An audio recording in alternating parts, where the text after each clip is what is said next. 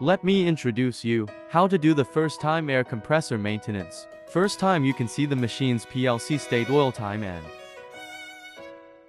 first you need to press menu and find the maintenance parameter.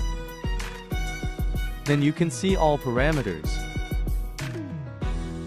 Now enter the password 33377.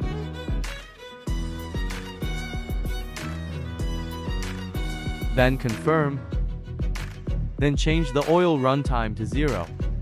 Keep OA runtime. It was oil separator filter and change the air runtime to 0.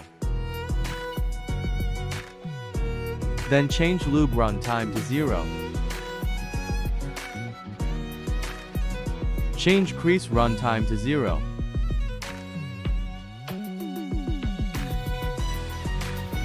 Change the oil max time to 2000.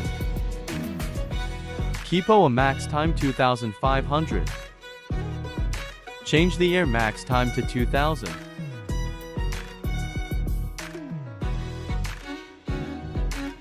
Change the lube max time to 2000.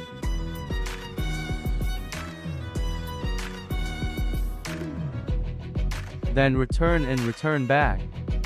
Everything is fine. We finished the first time maintenance setting.